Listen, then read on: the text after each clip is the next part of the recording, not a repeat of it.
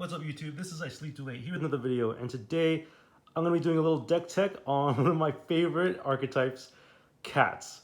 So here's Arabo. It's in Japanese, but what it does is it has eminence, so it doesn't need to be on the field for this. It can still work from the command zone. Basically, once a turn, one of your cats can get +3/+3, and if it's on the field, you can pay 3 mana to basically double his power. So it gets +X/+X. Kahira is your partner. It requires your creatures to be either cat, elemental, nightmare, dinosaur, or beast. And now, they nerfed the companion, so that you have to pay 3 colorless first to put in your hand, but it's still a lot of fun. Obviously, it's not necessarily competitive, but it can compete with some competitive decks if you really try. So this deck is trying to be as optimal as possible, putting the kind of cEDH philosophy mentality in mind. We're running 4 basics here, and you'll see later on that the 3 forests and 1 plains spread is pretty fantastic for what we're trying to do. We got one in Ancient Tomb here. We've got the set of 8 fetch lands plus including the Prismatic Vista. We're just gonna run a dual land and a shock land. We're not gonna run the others because they enter tapped a lot of times. Bountiful Promenade. Horizon Canopy is a really good one to draw a card. And as you can see here, we've got the Filter Land, we've got Brush Land, and then we got some reserveless cards like Gaia's Cradle, which you just should be on, I think. And Yavimaya Hollows, it's like you don't have to run it, but I think it's pretty cool. Obviously, we've got some tribal synergies with Mutavault and Cavernous Souls, and we've got the Rainbow Lands. So we've got City Brass, Command Tower, Exotic Orchard, Mana Confluence, Tarnished Citadel, Gemstone Caverns. These are just standard staples that you would run in any multicolored deck, in my opinion. Gemstone Caverns is particularly useful because it acts as extra copies of Chrome Mox and Mox Diamond, which in competitive, even though you lose a card, it's still really much worth running. In addition to that, we've got some other ramp spells, Mana Crypt, Soul Ring, Mana Vault. We got some non-artifact ramp. Earthcraft is kind of ramp. I did put it in here with Squirrel Nest because they're a combo piece, but Earthcraft is still, regardless, ramp. We also got Carpet of Flowers, Wild Growth, Utopia Sprawl, and some meme creatures like Leafkin Druid, which is an elemental, not a cat, but it satisfies Kahira's ability. And Initiate's Companion, which is the only mana dork that can deal 6 damage and also give you mana. So think about that. As much as you think the card is meme, think about that. All right, moving on to the stacks pieces. We've got this is one of the few decks that can run Null Rod and Curse Totem. Curse Totem, and also Humility is a really good card because it just basically, we're not running Wrath of God, but it's still really good at hosing down all your opponent's creatures. It does make your cats 1/1s, but because of Arabo's ability, your 1/1s become 4/4s when they attack.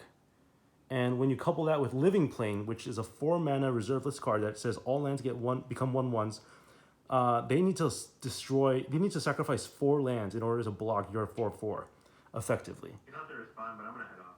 All right, see you later.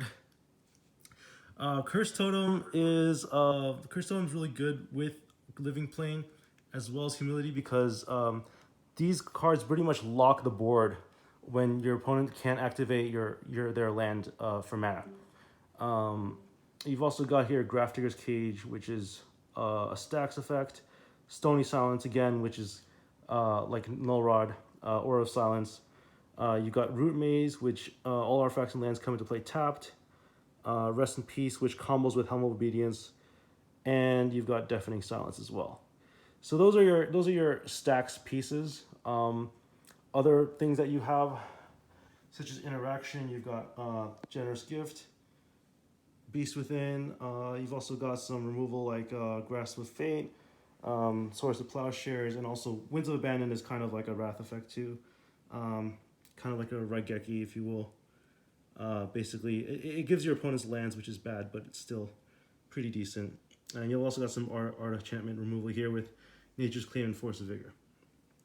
Now we go on to I want to say counter spells, but they're kind of like counterspelly.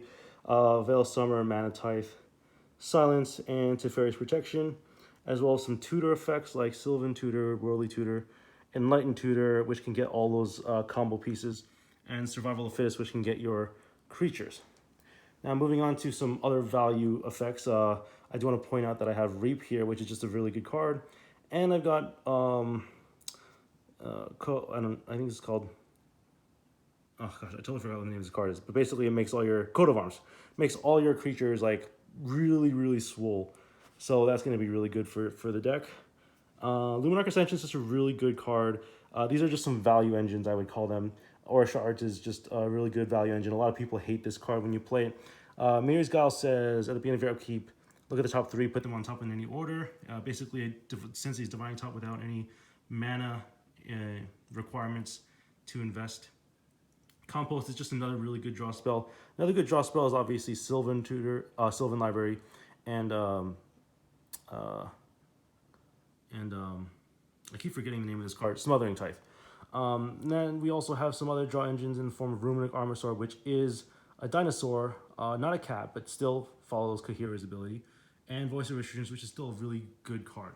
And finally, last but not least, we move on to the cats. So here are the cats that I'm running. As you can see, some of them are really good. Even though we're on fetch lands, I think Leon Arbiter is still really good.